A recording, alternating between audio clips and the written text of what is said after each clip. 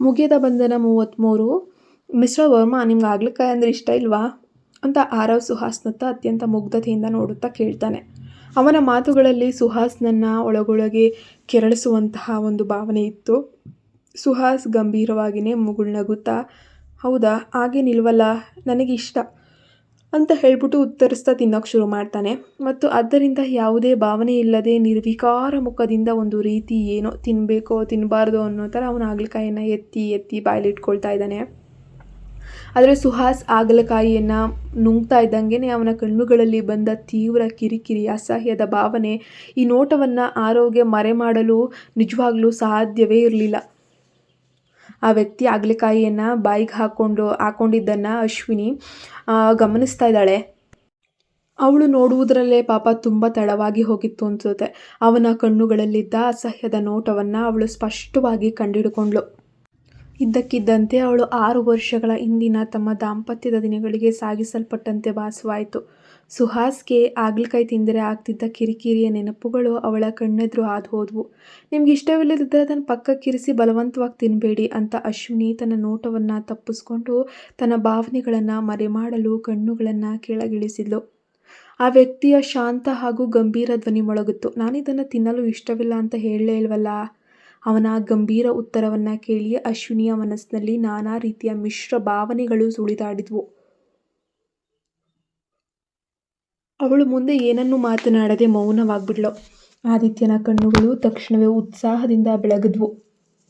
ಆರವ್ನ ಕೆಲಸ ಸುಹಾಸ್ ಸುಲಭವಾಗಿ ಒಪ್ಕೊಂಡಿದ್ದನ್ನು ಕಂಡು ಧೈರ್ಯ ತಂದುಕೊಂಡ ಪುಟಾಣಿ ಆದಿತ್ಯ ತಾನು ಅದೇ ರೀತಿ ಮಾಡಲು ಪ್ರಯತ್ನಿಸ್ತಿದ್ದ. ಅವನು ಧೈರ್ಯವಾಗಿ ಊರಿದ ಆಲೂಗೆಡ್ಡೆಯ ತುಂಡನ್ನು ತೆಗೆದುಕೊಂಡು ಸುಹಾಸ್ನ ತಟ್ಟೆಯಲ್ಲಿ ಇರಿಸಿ ಅವನನ್ನು ವಿಚಿತ್ರ ನಿರೀಕ್ಷೆಯಿಂದ ನೋಡ್ತಿದ್ದ.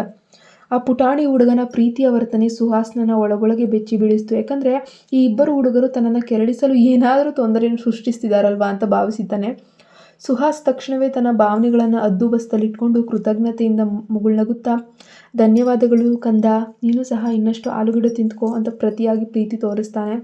ಹಿಂದೆ ಅಶ್ವಿನಿ ಆ ಹುಡುಗರು ಇಷ್ಟವಾಗುವುದಿಲ್ಲ ಅಂತ ಹೇಳಿದ್ದ ತರಕಾರಿಗಳನ್ನು ನೆನಪಿಸ್ಕೊಂಡ ಸುಹಾಸ್ ಉದ್ದೇಶಪೂರ್ವಕವಾಗಿ ಅವುಗಳನ್ನು ಅವನಿಗೆ ಬಡಿಸಿದ್ದಕ್ಕೆ ಪಕ್ಕಕ್ಕೆ ಇರಿಸ್ತಾನೆ.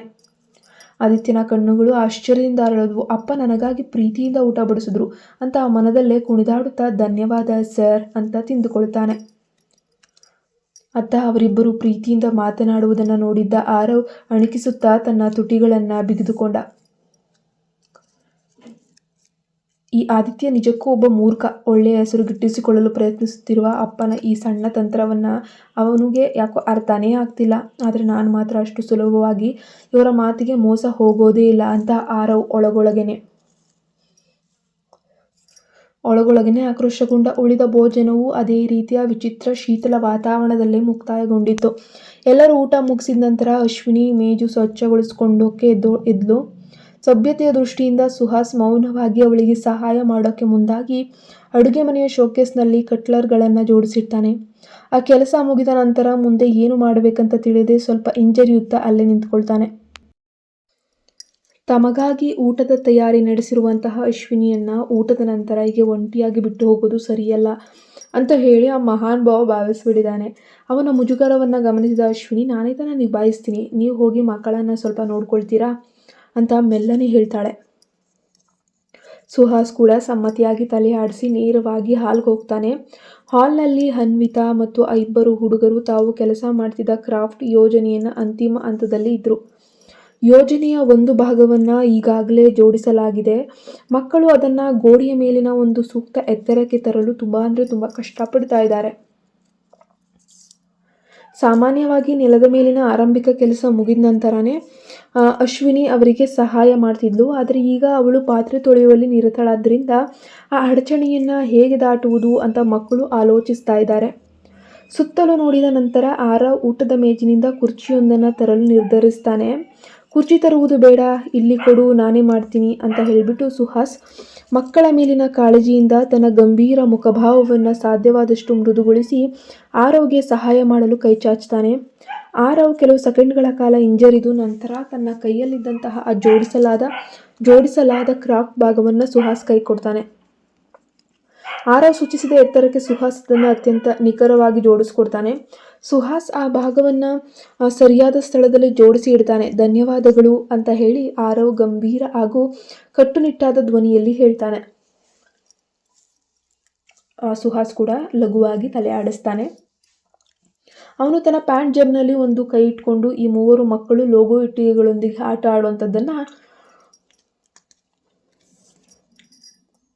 ಮೌನವಾಗಿ ನೋಡ್ತಾ ಇದ್ದ. ಸಾಂದರ್ಭಿಕವಾಗಿ ಅವರು ಆಟಿಕೆ ಜೋಡಿಸುವಾಗ ಅವರಿಗೆ ಸಹಾಯವನ್ನು ಮಾಡ್ತಾ ಇದ್ದನು. ಆದರೆ ಆತ ಅಡುಗೆ ಮನೆಯಲ್ಲಿ ಅಶ್ವಿನಿ ತೀವ್ರ ವಿಚಲಿತಳಾಗಿದ್ಲು. ಅವಳ ಗಮನ ಪಾತ್ರೆ ತೊಳೆದಿದ್ದ ಪಾತ್ರೆಗಳ ಮೇಲಿಲ್ಲ, ಬದಲಾಗಿ ಹಾಲ್ನಲ್ಲಿ ಆಟ ಆಡ್ತಾ ಇರೋ ಗುಂಪಿನ ಮೇಲೇನೆ ಇದೆ. ಊಟದ ನಂತರ ಸುಹಾಸ್ನ ಈಗ ಮನೆಯಲ್ಲಿ ಇರಲು ಬಿಟ್ಟಿದ್ದಕ್ಕಾಗಿ ಅವಳು ಒಳಗೊಳಗೆ ತೀವ್ರವಾದ ವಿಷಾದವನ್ನು ಪ್ರಾರಂಭಿಸ್ತಾಳೆ. ಕೊನೆಯ ಬಾರಿಗೆ ಅವರು ಭೇಟಿಯಾದಾಗ ಆರವ್ ಆದಿತ್ಯ ಸುಹಾಸ್ನನ್ನು ನೇರವಾಗಿ ಎದುರಿಸಿ ಅವನ ಗಂಭೀರ ಪ್ರಶ್ನೆಗಳಿಗೆ ಸೂಕ್ಷ್ಮವಾಗಿಯೇ ಉತ್ತರಿಸಿದರು. ಆ ದಿನದ ನಂತರ ಅಶ್ವಿನಿ ಸುಹಾಸ್ನ ಸನ್ನಿಧಿಯಲ್ಲಿರಲು ಹಾಗೂ ಅವನ ಜೊತೆ ಒಂಟಿಯಾಗಿ ಮಾತಾಡೋಕ್ಕೆ ತೀವ್ರವಾದ ಆತಂಕವಾಗ್ತಿತ್ತು. ನಿರ್ದಿಷ್ಟವಾಗಿ ಹೇಳುವುದಾದರೆ ಇಂದು ಊಟದ ಮೇಜಿನ ಬಳಿ ಮಕ್ಕಳು ಸುಹಾಸ್ನೊಂದಿಗೆ ಸಂವಹನ ನಡೆಸಿದ ರೀತಿ ಅವಳನ್ನು ನಿಜವಾಗಿಯೂ ಒಳಗಿನಿಂದ ಕಾಡ್ತಾನೆ ಇತ್ತು. ಆರವ್ ಮತ್ತು ಆದಿತ್ಯ ತನಗರಿವಿಲ್ಲದೆ ಸುಹಾಸ್ಗೆ ಅನುಮಾನ ಬರುವಂತಹ ಎಲ್ಲ ಮಾತುಗಳನ್ನು ಆಡ್ಬಿಡ್ತಾರೆ ಅನ್ನುವಂತಹ ಭಯ ಅವಳನ್ನು ಆವರಿಸಿತ್ತು. ಒಂದು ವೇಳೆ ಸುಹಾಸ್ಗೆ ಆ ಇಬ್ಬರು ಪುಟಾಣಿ ಸೈಬರ್ ಚತುರರು ಅಂತ ತನ್ನದೇ ಸ್ವಂತ ಮಕ್ಕಳೆಂಬ ಸತ್ಯ ತಿಳಿದು ಬಿಟ್ರೆ? ಆ ಯೋಚನೆ ಬಂದ ತಕ್ಷಣವೇ ಅಶ್ವಿನಿ ಹೃದಯದಲ್ಲಿ ತೀವ್ರವಾದ ಭೀತಿ, ಆತಂಕದ ಚಳಿ ಆವರಿಸಿತು. ತನ್ನ ಅಧಿಕಾರ, ಹಣದ ಬಲದಿಂದ ಸುಹಾಸ್ ಆ ಮಕ್ಕಳನ್ನು ತನ್ನಿಂದ ಕಸಿದುಕೊಳ್ಳುವುದಿಲ್ಲ ಎಂಬುದಕ್ಕೆ ಯಾವುದೇ ಗ್ಯಾರಂಟಿ ಇರಲಿಲ್ಲ. ಅವಳ ಈಗಿನ ಒಂದು ಸಾಮಾನ್ಯ ಪರಿಸ್ಥಿತಿಯಲ್ಲಿ ಸುಹಾಸ್ ತಾನಂದುಕೊಂಡರೆ ಆ ಮಕ್ಕಳನ್ನು ಅವಳಿಂದ ಕಾನೂನುಬದ್ಧವಾಗಿ ದೂರ ಮಾಡುವುದು ಅತ್ಯಂತ ಸುಲಭದ ಕೆಲಸವಾಗಿತ್ತು. ತನ್ನ ಜೀವಕ್ಕಿಂತ ಹೆಚ್ಚಾಗಿ ಪ್ರೀತಿಸುವಂತಹ ಆರವ್ ಮತ್ತು ಆದಿತ್ಯ ಇಬ್ಬರೂ ಇಲ್ಲದ ತನ್ನ ಭವಿಷ್ಯವನ್ನು ಎಂದಿಗೂ ಕೂಡ ಊಹಿಸಿಕೊಳ್ಳುವುದಕ್ಕೆ ಅಶ್ವಿನಿಗೆ ಸಾಧ್ಯವೇ ಆಗಲಿಲ್ಲ. ಆ ಯೋಚನೆಯೇ ಅವಳ ಕೈಕಾಲುಗಳನ್ನು ನಡುಗುವಂತೆ ಮಾಡಿಬಿಡ್ತು. ಅಶ್ವಿನಿ ಆ ಭಯಾನಕವಾದ ಆಲೋಚನೆಗಳಿಂದ ಚೇತರಿಸಿಕೊಳ್ಳುವ ಮೊದಲೇ ಅವಳ ಕೈಯಲ್ಲಿದ್ದ ಗಾಜಿನ ಬಟ್ಟಲು ಜಾರಿ ಕೆಳಗೆ ಬಿದ್ದಿತ್ತು. ಢಮ್ ಅನ್ನೋ ಗಾಜು ಹೊಡೆದು ಚೂರಾದ ಶಬ್ದವು ಇಡೀ ಮನೆಯನ್ನೇ ಆವರಿಸಿತು. ಅವಳನ್ನು ದಿಢೀರ್ ಆಲೋಚನೆಗಳಿಂದ ಹೊರಹಾಕ್ತು. ಆ ಶಬ್ದ ಕೇಳಿ ಗಾಬರಿಗೊಂಡು ಹಾಲ್ನಲ್ಲಿದ್ದ ನಾಲ್ವರು, ಸುಹಾಸ್, ಅನ್ವಿತಾ, ಆರವ್, ಆದಿತ್ಯ ಏಕಕಾಲಕ್ಕೆ ಅಡುಗೆ ಮನೆಯ ಕಡೆಗೆ ತಿರುಗಿ ನೋಡ್ತಾರೆ. ಒಬ್ಬರನ್ನೊಬ್ಬರು ನೋಡಿಕೊಂಡು ಮೂವರು ಮಕ್ಕಳು ಮೌನವಾಗಿಯೇ ಸಮ್ಮತಿಸುತ್ತಾ ತಮ್ಮ ಕೈಯಲ್ಲಿದ್ದ ಲೋಗೋ ಬ್ಲಾಕ್ಗಳನ್ನು ಕೆಳಗಿಟ್ಟು ಗಾಬರಿಯಿಂದ ಅಡುಗೆ ಮನೆಯತ್ತ ಓಡಿ ಹೋಗ್ತಾರೆ. ಏನಾಯ್ತಮ್ಮ ಅಂತ ಆರವ್ ಆದಿತ್ಯ ತೀವ್ರ ಕಳವಳದಿಂದ ಕೇಳಿದ್ರು. ಮಕ್ಕಳ ಧ್ವನಿ ಕೇಳಿ ದಿಗ್ಭ್ರಮೆಗೊಂಡಿದ್ದ ಅಶ್ವಿನಿ ತಕ್ಷಣವೇ ಪ್ರಜ್ಞೆಗೆ ಬರ್ತಾಳೆ. ತನ್ನ ಮುಗ್ಧ ಮಕ್ಕಳನ್ನು ತನ್ನೆದುರು ನೋಡಿದಾಗ ಅವಳಿಗೆ ತನ್ನ ಅಜಾಗರೂಕತೆಯ ಬಗ್ಗೆ ಇನ್ನಷ್ಟು ಮುಜುಗರ ಆಗುತ್ತೆ. ತನ್ನ ಒಳಗಿನ ಭಯ, ಆತಂಕವನ್ನು ಅವರ ಮುಂದೆ ಮರೆಮಾಚಲು ಯತ್ನಿಸುತ್ತಾ ಅವಳು ತಲೆ ಅಳ್ಳಾಡಿಸಿ ಬಲವಂತವಾಗಿ ನಗಲು ಯತ್ನಿಸ್ತಾಳೆ. ಏನಿಲ್ಲ ಕಂದ ಅಂತ ಹೇಳ್ತಾಳೆ ಅಶ್ವಿನಿ. ಕೈಯಿಂದ ಬಟ್ಟಲು ಜಾರಿ ಕೆಳಗೆ ಬಿತ್ತು ಅಷ್ಟೆ. ನೀವ್ಯಾರು ಒಳಗೆ ಬರಬೇಡಿ, ನೆಲದ ಮೇಲೆಲ್ಲ ಚೂಪಾದ ಗಾಜಿನ ಚೂರುಗಳಿವೆ, ಗಾಯವಾಗುತ್ತೆ. ಹಾಗೆ ಹೇಳಿದ ನಂತರ ಏನೂ ಆಗಿಲ್ಲ ಎಂಬಂತೆ ನಟಿಸುತ್ತಾ ನೆಲದ ಮೇಲಿದ್ದ ಹೊಡೆದ ಗಾಜಿನ ಚೂರುಗಳನ್ನು ಆಯ್ದು ತೆಗೆಯಲು ಬಾಗ್ತಾಳೆ. ಆದರೆ ಆ ಕ್ಷಣದಲ್ಲಿ ಅವಳ ಗಮನ ಮಾತ್ರ ಸಂಪೂರ್ಣವಾಗಿ ಚೆದರು ಹೋಗಿತ್ತು.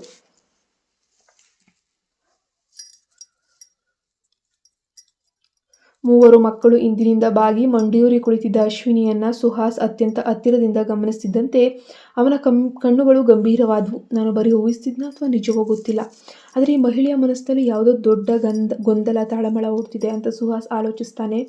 ಸುಹಾಸ್ನ ದೃಢವಾದ ಮತ್ತು ತೀಕ್ಷ್ಣವಾದ ನೋಟದ ಮೇಲೆಯೇ ನೆಟ್ಟಿದ್ದ ಅಂತ ಅರಿತ ಅಶ್ವಿನಿ ತಲೆ ತಗ್ಗಿಸಿ ಇನ್ನಷ್ಟು ಆತಂಕಕ್ಕೆ ಒಳಗಾಗ್ತಾಳೆ. ಆ ತೀವ್ರ ಆತಂಕದ ಅಜಾಗರೂಕತೆಯಲ್ಲಿ ಅವಳ ಬೆರಳುಗಳು ಆ ಚೂಪಾದ ಗಾಜಿನ ಹರಿತವಾದ ಅಂಚನ್ನು ಬಲವಾಗಿ ಹಿಡಿದುಬಿಟ್ವು. ಅವಳ ಬೆರಳ ತುದಿಯಿಂದ ಉಂಟಾದ ಹಠಾತ್ ತೀವ್ರ ನೋವು ಅವಳನ್ನು ಮತ್ತೆ ಪ್ರಜ್ಞೆಗೆ ತಂದಿತ್ತು. ಅವಳು ನೋವಿನಿಂದ ಅತ್ತು ಕರೆಯಲಾಗದೆ ನರಳು ಬಿಟ್ಲು. ಅಮ್ಮ ಅಂತ ಮಕ್ಕಳು ಕಿರುಚಿದ್ರು. ಸುಹಾಸ್ ಧ್ವನಿ ಮೊಳಗಿತ್ತು. ಅಶ್ವಿನಿಯ ಬೆರಳಿನಿಂದ ರಕ್ತ ತೊಟ್ಟಿಕಲು ಪ್ರಾರಂಭಿಸುತ್ತಿದ್ದಂತೆಯೇ ಮಕ್ಕಳು ಭಯದಿಂದ ಕಂಗಾಲಾದರು. ಆರವ್, ಆದಿತ್ಯ ಅಡುಗೆ ಮನೆಯೊಳಗೆ ಓಡಲು ಮುಂದಾದಾಗ ಅವರ ಮುಂದೆ ಸುಹಾಸ್ನ ಎತ್ತರದ ಆಕೃತಿ ಮಿಂಚಿನಂತೆ ದಾಟ್ಕೊಂಡು ಹೋಯಿತು. ಮರುಕ್ಷಣವೇ ಸುಹಾಸ್ ತನ್ನ ಮಾಜಿ ಪತ್ನಿಯ ಪಕ್ಕದಲ್ಲಿ ಮಂಡಿಯೂರಿ ತನ್ನ ದೊಡ್ಡ ಹಾಗೂ ಭದ್ರವಾದ ಕೈಗಳಿಂದ ಅವಳ ಮಣಿಕಟ್ಟನ್ನು ಹಿಡಿದುಕೊಂಡ. ಅವನ ಮುಖದಲ್ಲಿ ತೀವ್ರವಾದ ಆತಂಕ, ಕೋಪದ ಮಿಶ್ರಣವಿತ್ತು. ಬಾಗಿಲ ಬಳಿ ನಿಂತಿದ್ದ ಆರವ್, ಆದಿತ್ಯ ಆ ದೃಶ್ಯವನ್ನು ಕಂಡು ಎಪ್ಪುಕಟ್ಟಿ ನಿಂತರು. ನಿಮ್ಮ ಗಮನ ಎಲ್ಲಿದೆ? ಏನು ಯೋಚಿಸ್ತಾ ಇದ್ದೀರಾ ನೀವು? ಅಂತ ಸುಹಾಸ್ ತೀವ್ರ ಕಿರಿಕಿರಿಯಿಂದಲೇ ಗದರಿಸ್ಬಿಡ್ತಾನೆ. ಅಶ್ವಿನಿ ತನ್ನ ಮಣಿಕಟ್ಟಿನ ಮೇಲಿದ್ದ ಸುಹಾಸ್ನ ದೊಡ್ಡ ಕೈಯನ್ನು ಮೂಕ ವಿಸ್ಮಿತಳಾಗಿ ನೋಡ್ತಾ ಇದ್ದಾಳೆ. ಸುಹಾಸ್ ಕ್ಷಣ ಮಾತ್ರದಲ್ಲೇ ಅವಳ ಸೊಂಟದ ಸುತ್ತ ತನ್ನ ಬಲವಾದ ತೋಳುಗಳನ್ನು ಹಾಕಿ ಅವಳನ್ನು ಸುಲಭವಾಗಿ ಮೇಲಕ್ಕೆ ಎತ್ಕೊಂಡ್ಬಿಟ್ಟ. ಅಶ್ವಿನಿಗೆ ಪ್ರಜ್ಞೆ ಬರುವಷ್ಟರಲ್ಲೇ ಅವಳಿಗಾಗಲೇ ಅಡುಗೆ ಮನೆಯ ಸಿಂಕ್ ಬಳಿ ನಿಂತಿದ್ಲು. ಸುಹಾಸ್ ತನ್ನ ಕಠಿಣ ಹಾಗೂ ಗಂಭೀರ ಮುಖಭಾವದಲ್ಲಿ ನೆಲ್ಲಿಯನ್ನು ಆನ್ ಮಾಡಿ ರಕ್ತ ಒಸರುತ್ತಿದ್ದ ಅವಳ ಕೈಯನ್ನು ತಂಪಾದ ಅರಿಯುವ ನೀರಿನ ಕೆಳಗೆ ಹಿಡಿತಾನೆ. ಆತಂಕದಿಂದ ನೋಡುತ್ತಿದ್ದ ಮೂವರು ಮಕ್ಕಳ ಕಡೆಗೆ ತಿರುಗಿ ಹೊರಗೇರಿ ಅಂತ ಹೇಳಿ ಅಧಿಕಾರಯುತ ಧ್ವನಿಯಲ್ಲಿ ಆದೇಶಿಸ್ತಾನೆ. ಯಾರೂ ಒಳಗೆ ಬರಬಾರದು, ಕಾಲುಗಳಿಗೆ ಗಾಚುಚ್ಚುತ್ತೆ. ಮಕ್ಕಳು ಅಶ್ವಿನಿಯ ಬಗ್ಗೆ ತೀವ್ರವಾಗಿ ಚಿಂತಾತೀತರಾಗಿದ್ದರೂ ಕೂಡ ಸುಹಾಸ್ ಅವಳನ್ನು ತಕ್ಷಣವೇ ಉಪಚರಿಸ್ತಾ ನೋಡಿ ಅವರಿಗೆ ಸದ್ಯಕ್ಕೆ ಸಮಾಧಾನವಾಯಿತು. ತನ್ನ ಕೈಯಲ್ಲಿ ನೀರಿನ ಕೆಳಗೆ ಹಿಡಿದು ಕಾಳಜಿ ವಹಿಸುತ್ತಿರುವ ಸುಹಾಸ್ ಈ ಹತ್ತಿರದ ಸ್ಪರ್ಶ ಅಶ್ವಿನಿಯ ಮನಸ್ಸಿನಲ್ಲಿ ಎಂತಹ ಭಾವನೆಯನ್ನು ಮೂಡಿಸುತ್ತೆ. ಸುಹಾಸ್ ಆ ಚೂಪಾದ ಗಾಜಿನ ಚೂರುಗಳ ನಡುವೆ ಸ್ವತಃ ತೆರವುಗೊಳಿಸ್ತಾನ. ಹಾಲ್ ಪ್ರವೇಶಿಸಿದ ತಕ್ಷಣ ಸುಹಾಸ್ ಅಶ್ವಿನಿಯನ್ನು ಸೋಫಾದ ಮೇಲೆ ಕುಂಡ್ರಿಸ್ತಾನೆ. ಮೂವರು ಮಕ್ಕಳು ಅವಳನ್ನು ಸುತ್ತುವರೆದು ಕರವಸ್ತ್ರದಲ್ಲಿ ಸುತ್ತಲ್ಪಟ್ಟ ಅವಳ ಗಾಯಗೊಂಡ ಬೆರಳನ್ನು ಅತ್ಯಂತ ಕಳವಳದಿಂದ ನೋಡ್ತಿದ್ರು. ಅಷ್ಟರಲ್ಲಿ ಸುಹಾಸು ಪ್ರಥಮ ಚಿಕಿತ್ಸಾ ಪೆಟ್ಟಿಗೆಯನ್ನು ತಂದುಬಿಟ್ಟು ಇಡೀ ಹಾಲನ್ನು ತನ್ನ ತೀಕ್ಷ್ಣ ಕಣ್ಣುಗಳಿಂದ ಹುಡುಕ್ತಿದ್ದಾನೆ. ಆದರೆ ಅದು ಎಲ್ಲೂ ಕಾಣಿಸ್ತಾನೇ ಇಲ್ಲ. ಕೊನೆಗೆ ಯಾರೋ ಸೋಫಾದಿಂದ ಲಘುವಾಗಿ ಜಿಗಿದು ಟಿವಿ ಕ್ಯಾಬಿನೆಟ್ ತೆರೆದು ಅಲ್ಲಿದ್ದ ಪ್ರಥಮ ಚಿಕಿತ್ಸಾ ಪೆಟ್ಟಿಗೆಯನ್ನು ತಂದು ಕೊಡ್ತಾನೆ. ಸುಹಾಸ್ ಕೃತಜ್ಞತೆಯಿಂದ ಪುಟಾಣಿ ಹುಡುಗನ ತಲೆಯನ್ನು ಮೃದುವಾಗಿ ತಟ್ಟಿ ಕಿಟ್ಟನ್ನು ಕೈಯಲ್ಲಿ ಹಿಡ್ಕೊಂಡು ಅಶ್ವಿನಿಯ ಪಕ್ಕಕ್ಕೆ ಬರ್ತಾನೆ. ಮಕ್ಕಳು ಆತುರದಿಂದ ಪಕ್ಕಕ್ಕೆ ಸರಿದ್ರು. ಸುಹಾಸ್ ಅಶ್ವಿನಿಯ ತೀರಾ ಹತ್ತಿರದಿಂದ ಕುಳಿತುಕೊಳ್ತಾನೆ. ಅವನ ಮುಖದಲ್ಲಿ ಯಾವುದೇ ವಿಶೇಷ ಭಾವನೆಗಳು ಕಾಣಿಸ್ತಾ ಇದ್ರೂ ಕೂಡ ಅವನ ಈ ಅನಿರೀಕ್ಷಿತ ಸಾಮೀಪ್ಯ ಅವಳನ್ನು ಒಳಗೊಳಗೆ ನಡುಗುವಂತೆ ಮಾಡುತ್ತೆ. ಆದಾಗ್ಯೂ ಅವನ ಪ್ರತಿಯೊಂದು ಚಲನೆಯೂ ಕೂಡ ಎಂದಿಗಿಂತಲೂ ಅತ್ಯಂತ ಮೃದು ಮತ್ತು ಕಾಳಜಿಯಿಂದ ಕೂಡಿತ್ತು. ಅಶ್ವಿನಿ ಅವನು ಗಾಯಕ್ಕೆ ಚಿಕಿತ್ಸೆ ನೀಡುತ್ತಿರುವುದನ್ನು ಕೆಲವು ಕ್ಷಣಗಳ ಕಾಲ ಆಶ್ಚರ್ಯದಿಂದ ನೋಡ್ತಾ ಇದ್ಲು. ನಂತರ ಬಲವಂತವಾಗಿ ತನ್ನ ದೃಷ್ಟಿಯನ್ನು ಬೇರೆಡೆ ತಿರುಗಿಸಿ ನೆಲದ ಮೇಲೆ ನೆಡಲು ಯತ್ನಿಸಿದ್ಲು. ನಾನು ಅವನನ್ನೇ ಮತ್ತೆ ನೋಡಿದ್ರೆ ಅದು ಅನಗತ್ಯ ತಪ್ಪು ತಿಳುವಳಿಕೆಗೆ ದಾರಿ ಮಾಡಿಕೊಡ್ತದೆ. ಆ ವ್ಯಕ್ತಿಗೆ ನಾನು ಕಂಡ್ರೆ ಇಷ್ಟವಿಲ್ಲದಿರುವಾಗ ಇದಕ್ಕಿದ್ದಂತೆ ಯಾಕೆ ಇಷ್ಟೊಂದು ಆಸಕ್ತಿ ಮತ್ತು ಕಾಳಜಿ ತೋರಿಸ್ತಿದ್ದಾನೆ ಅಂತ ಅವಳು ಮನದಲ್ಲೇ ಯೋಚನೆಯನ್ನು ಮಾಡೋಕ್ಕೆ ಶುರು ಮಾಡಿದ್ಲು. ಅವಳ ಗಾಯಗೊಂಡ ಬೆರಳಿಗೆ ಆಂಟಿಸೆಪ್ಟಿಕ್ ಹಚ್ಚಿದ ನಂತರ ಸುಹಾಸ್ ಎಚ್ಚರಿಕೆಯಿಂದ ಪ್ಲಾಸ್ಟರ್ನ ತೆಗೆದು ಅವಳ ಬೆರಳಿಗೆ ಸುತ್ತಾನೆ. ಕೊನೆಗೆ ಅವನು ಅವಳ ಕೈಯನ್ನು ಬಿಟ್ಟಾಗ ಅಶ್ವಿನಿ ರಹಸ್ಯವಾಗಿ ನೆಮ್ಮದಿಯ ನಿಟ್ಟುಸಿರನ್ನು ಬಿಟ್ಲು. ಅವಳು ತಕ್ಷಣವೇ ಸೋಫಾದಿಂದ ಎದ್ದು ನಿಂತು ಅವನ ಸಾಮೀಪ್ಯದಿಂದ ದೂರವಿರಲು ಬಯಸ್ತಾಳೆ. ಧನ್ಯವಾದಗಳು, ನಿಮಗೆ ತೊಂದರೆ ಕೊಟ್ಟಿದ್ದಕ್ಕೆ ದಯವಿಟ್ಟು ಮತ್ತೊಮ್ಮೆ ಕ್ಷಮಿಸಿಬಿಡಿ ಅಂತ ಹೇಳ್ತಾಳೆ. ಅವಳ ದೂರ ಬಿಡುವ ಮಾತಿಗೆ ಸುಹಾಸ್ ಸ್ವಲ್ಪ ಉಬ್ಬೇರಿಸಿ ಪ್ರತಿಕ್ರಿಯೆಯನ್ನು ಏನನ್ನೂ ಹೇಳಲಿಲ್ಲ. ಅಶ್ವಿನಿ ಅಡುಗೆ ಮನೆಯ ನೆಲದ ಮೇಲಿದ್ದ ಗಾಜಿನ ಚೂರುಗಳನ್ನು ನೋಡಿ ಅದನ್ನು ಸ್ವಚ್ಛಗೊಳಿಸಲು ಮುನ್ನಡೆಯೋಕ್ಕೆ ಯತ್ನಿಸ್ತಾಳೆ. ನೀವೇನು ಮಾಡ್ತಾ ಇದ್ದೀರಾ? ಈ ಕಠಿಣ ಧ್ವನಿ ಮತ್ತೆ ಗಂಭೀರವಾಗಿ ಮುಳುಗಿತ್ತು. ಅಶ್ವಿನಿ ಇದ್ದಕ್ಕಿದ್ದಂತೆ ಎಪ್ಪುಗಟ್ಟಿ ನಿಂತುಬಿಟ್ಲು. ನೆಲವನ್ನು ಸ್ವಚ್ಛಗೊಳಿಸಲು ಹೋಗ್ತಿದ್ದೀನಿ. ನಾನೇ ಅದನ್ನು ಮಾಡಬೇಕು, ಇಲ್ಲದಿದ್ದರೆ ಮಕ್ಕಳು ಗಾಯ ಮಾಡ್ಕೊಂಡ್ಬಿಡ್ತಾರೆ. ಸುಹಾಸ್ ಮುಖ ಇನ್ನಷ್ಟು ಬಿಗುವಾಯಿತು. ಕೋಪ ಅನ್ನೋದು ಉಕ್ಕಿ ಹರಿತಾ ಇತ್ತು. ಇಷ್ಟೆಲ್ಲ ಶಿಕ್ಷಣ, ಪ್ರತಿಭೆ, ಜಾಣ್ಮೆ ಇದ್ದರೂ ಕೂಡ ಈ ಹುಡುಗಿ ಗಾಯವಾದಾಗ ತನ್ನನ್ನು ಹೇಗೆ ನೋಡ್ಕೊಳ್ಬೇಕು ಅನ್ನೋಂಥ ಕನಿಷ್ಠ ಜ್ಞಾನವೂ ಇಲ್ವಲ್ಲ ಅಂತ ಸುಹಾಸ್ ಕೋಪಗೊಳ್ತಾನೆ. ಆ ವ್ಯಕ್ತಿಯ ಕಠೋರ ಮುಖವನ್ನು ನೋಡಿ ಅಶ್ವಿನಿಯ ಆತಂಕ ಹೆಚ್ಚಾಯಿತು. ಆ ಬಾರಿ ತಾನು ಏನೂ ತಪ್ಪು ಮಾಡಿದೆ ಅಂತ ಅವಳಿಗೆ ಅರ್ಥ ಆಗ್ತಾ ಇಲ್ಲ. ತಾನು ತೊಂದರೆ ಕೊಟ್ಟಿದ್ದಕ್ಕೆ ಅವರು ಕೋಪಗೊಂಡಿದ್ದಾನೆಯೇ? ಎಚ್ಚರಿಕೆಯಿಂದ ಯೋಚಿಸಿದ ನಂತರ ಅಶ್ವಿನಿ ಮತ್ತೆ ಕ್ಷಮೆಯಾಚಿಸಲು ಬಾಯಿ ತೆರೆಯುವಷ್ಟರಲ್ಲಿ ಸುಹಾಸ್ ತಾನೇ ಮುಂದುವರೆದು ಮಾತಾಡ್ತಾನೆ. ನಿನ್ನ ಕಾಯಗೊಂಡ ಕೈಯಿಂದ ನೀನೇನು ಸ್ವಚ್ಛಗೊಳಿಸೋದು ಬೇಡ, ನಾನೇ ಒಬ್ಬ ಕೆಲಸದವರನ್ನು ಕಳಿಸಿಕೊಡ್ತೇನೆ ಅಂತ ಹೇಳ್ತಾನೆ. ಅವಳಿಗೆ ಉತ್ತರಿಸಲು ಕನಿಷ್ಠ ಅವಕಾಶವನ್ನು ನೀಡದೆ ಸುಹಾಸ್ ತಕ್ಷಣವೇ ತನ್ನ ಫೋನ್ ತೆಗೆದು ಸಹಾಯಕ ಕವಿನ್ಗೆ ಕರೆ ಮಾಡ್ತಾನೆ. ಇತ್ತ ಕವಿನ್ ತನ್ನ ರಾತ್ರಿಯ ಊಟವನ್ನು ಮುಗಿಸಿ ಪಾತ್ರೆಗಳನ್ನು ತೊಳೆದು ಆಯಾಗಿ ನಿದ್ರೆಗೆ ಜಾರೋಗೆ ಹಾಸಿಗೆ ಮೇಲೆ ವಾಲಿದ್ದಷ್ಟೇ. ಇದ್ದಕ್ಕಿದ್ದಂತೆ ಅವನ ಮೊಬೈಲ್ನಲ್ಲಿ ಬಾಸ್ ಸುಹಾಸ್ನ ಹೆಸರು ಉಳಿಯಿತು.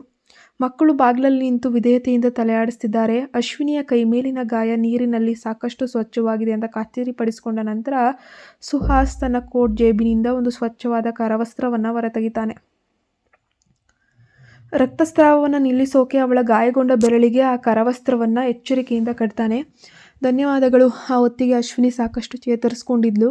ಅವಳು ಅವನ ತೀಕ್ಷ್ಣ ನೋಟವನ್ನು ತಪ್ಪಿಸುತ್ತಾ ತನ್ನ ಕೈಯನ್ನು ಅವನ ಭದ್ರವಾದ ಹಿಡಿತದಿಂದ ಬಿಡಿಸಿಕೊಳ್ಳೋಕೆ ಶಕ್ತಿ ಮೀರಿ ಪ್ರಯತ್ನಿಸಿದ್ಲು. ಉಳಿದದ್ದನ್ನು ನಾನೇ ನೋಡ್ಕೊಳ್ತೀನಿ, ನೀವು ಕೈ ಬಿಡಿ. ಆದರೆ ಸುಹಾಸ್ ಮುಖ ಗಂಟಾಕಿ ಅವಳ ಮಣಿಕಟ್ಟಿನ ಮೇಲಿನ ತನ್ನ ಹಿಡಿತವನ್ನು ಮತ್ತಷ್ಟು ಬಿಗಿಗೊಳಿಸ್ತಾನೆ. ಅವನ ನಿರಾಕರಣೆಯಿಂದ ಅಶ್ವಿನಿಗೆ ಒಳಗೊಳಗೆ ಸಿಟ್ಟು ಹುಕ್ಕಿ ಬಂತು. ಅವನಿಗೆ ಈಗಾಗಲೇ ಬೇರೊಂದು ಹೆಂಗಸಿನಿಂದ ಮಗಳಿದ್ದಾಳೆ, ಅಂದರೆ ಮೀನ್ಸ್ ಅನ್ವಿತಾ ಇದ್ದಾಳೆ. ಆ ಮಗು ಅನ್ವಿತಾ ಈಗ ನಮ್ಮಿಬ್ಬರನ್ನು ನೋಡ್ತಿದ್ದಾಳೆ. ಅನ್ವಿತಾಳ ಕಣ್ಣುಗಳು ತನ್ನ ಮೇಲೆಯೇ ನೆಟ್ಟಿವೆ ಎಂಬುದನ್ನು ಅರಿತ ಅಶ್ವಿನಿ ಸುಹಾಸ್ನಿಂದ ದೂರವಿರಲು ತನ್ನಿಂದ ಸಾಧ್ಯವಿರುವಷ್ಟು ಪ್ರಯತ್ನಿಸಿದ್ಲು. ಈಗ ಅವನಿಗೆ ತನ್ನ ಬಗ್ಗೆ ಇಷ್ಟೊಂದು ಅಧಿಕಾರಯುತ ಕಾಳಜಿ ವಹಿಸಲು ಯಾವುದೇ ಹಕ್ಕಿಲ್ಲ. ಹೇಗೋ ಅವನಿಗೆ ನನ್ನ ಮೇಲೆ ದ್ವೇಷ, ಅಸಮಾಧಾನ ಮಾತ್ರ ಇದೆಯಲ್ಲವೇ ಎಂಬ ಹಳೆಯ ನೆನಪುಗಳು ಹಾದುಹೋಗಿ ಅಶ್ವಿನಿ ಉಬ್ಬೇರಿಸುತ್ತಾ ಅವನ ಸಹಾಯವನ್ನು ಸ್ಪಷ್ಟವಾಗಿ ನಿರಾಕರಿಸುವ ತೀಕ್ಷ್ಣ ನೋಟದಿಂದ ಸುಹಾಸ್ನನ್ನು ದಿಟ್ಟಿಸ್ತಾ ಇದ್ದಾಳೆ. ಆದರೆ ಸುಹಾಸ್ ಅವಳ ಸ್ಪಷ್ಟ ಪ್ರತಿಭಟನೆಯನ್ನು ಕಂಡು ಕಾಣದಂತೆ ನಟಿಸ್ತಾ ಇದ್ದಾನೆ. ನಾನೇ ನಿನ್ನ ಗಾಯಕ್ಕೆ ಮುಲಾಮ್ ಹಚ್ತೇನೆ ಅಂತ ಹೇಳಿ ಅವನು ಅತ್ಯಂತ ಗಂಭೀರ ಮುಖಭಾವದಿಂದ ನಿರ್ಣಯಿಸಿ ಘೋಷಿಸ್ತಾನೆ. ಅವಳು ಇನ್ನೊಂದು ಮಾತನಾಡುವಂತಹ ಮೊದಲೇ ಅವಳ ಕೈಯನ್ನು ಹಿಡಿದು ಅಡುಗೆ ಮನೆಯಿಂದ ಹೊರಗೆ ಕರೆದೊಯ್ತಾನೆ. ಅಶ್ವಿನಿ ತೀವ್ರ ಗೊಂದಲ ಮತ್ತು ಕೋಪದಿಂದ ಅಲ್ಲನ್ನು ಕಡಿಯುತ್ತಾ, ದಯವಿಟ್ಟು ನೀವು ತಲೆ ಕೆಡಿಸ್ಕೊಳ್ಬೇಡಿ, ಈಗಲೇ ತುಂಬ ತಡ ಹೋಗಿದೆ ಅನ್ನಿಸ್ತಿದೆ. ನೀವು ಅನ್ವಿತಾಳನ್ನು ಮನೆಗೆ ಕರ್ಕೊಂಡು ಹೋಗಿ, ಇದನ್ನು ನಾನೇ ನಿಭಾಯಿಸ್ಕೊಳ್ತೀನಿ ಅಂತ ಹೇಳಿ ದೃಢವಾಗಿಯೇ ಹೇಳ್ತಾ ಪದೇ ಪದೇ ಹೇಳ್ತಾ ಇದ್ದಾಳೆ. ಅವಳ ಮಾತುಗಳನ್ನು ಕೇಳಿದ ಸುಹಾಸ್ ಒಂದು ಕ್ಷಣ ತತ್ತರಿಸ್ತಾನೆ. ಅವನ ಮುಖದಲ್ಲಿ ಹಠಾತ್ ಅಸಮಾಧಾನದ ಸುಳಿಯೊಂದು ಮೂಡಿ ಬಂದದ್ದನ್ನು ಅಶ್ವಿನಿ ಗಮನಿಸ್ತಾಳೆ. ಆದರೆ ಮುಂದಿನ ಕ್ಷಣದಲ್ಲೇ ಅವನು ಅದನ್ನು ಮರೆಮಾಚ್ತಾನೆ. ನಿನ್ನ ಬಲಗೈ ಗಾಯವಾಗಿರುವಾಗ ನೀನು ಒಂಟಿಯಾಗಿ ಹೇಗೆ ತಾನೇ ಔಷಧಿ ಹಚ್ಕೊಳ್ಳೋಕೆ ಸಾಧ್ಯ? ಸುಹಾಸ್ ತನ್ನ ಒಳಗಿನ ಕಿರಿಕಿರಿಯನ್ನು ಹತ್ತಿಕೊಂಡು ಅವಳ ಪ್ರತಿಭಟನೆಯನ್ನು ಸಂಪೂರ್ಣವಾಗಿ ನಿರ್ಲಕ್ಷಿಸಿ ಅವಳನ್ನು ಹಾಲ್ನ ಸೋಫಾದತ್ತ ಎಳೆದುಕೊಂಡು ಬರ್ತಾನೆ. ಆ ಮೂವರು ಮಕ್ಕಳು ಆರವ್, ಆದಿತ್ಯ ಮತ್ತು ಅನ್ವಿತಾ ತೀವ್ರ ಕುತೂಹಲ ಹಾಗೂ ಉತ್ಸಾಹದಿಂದ ಅವರನ್ನು ಹಿಂಬಾಲಿಸ್ತಾರೆ. ಮಕ್ಕಳ ಆ ಕಳವಳಕಾರಿ ನೋಟಗಳನ್ನು ಕಂಡ ಅಶ್ವಿನಿಗೆ ಮುಂದೆ ಜಗಳವಾಡೋಕೆ ಸಾಧ್ಯವೇ ಆಗಲೇ ಇಲ್ಲ. ನೋಡೋಣ ಮುಂದಿನ ಭಾಗದಲ್ಲಿ ಏನಾಗುತ್ತೆ ಅಂತ. ನೀವಿನ್ನು ನಮ್ಮ ಚಾನಲ್ಗೆ ಸಬ್ಸ್ಕ್ರೈಬ್ ಆಗಿಲ್ಲ ಅಂದರೆ ಕೂಡಲೇ ಸಬ್ಸ್ಕ್ರೈಬ್ ಆಗಿ ಪಕ್ಕದಲ್ಲಿ ಕಾಣೋ ಬೆಲ್ ಐಕಾನ್ ಪ್ರೆಸ್ ಮಾಡಿ.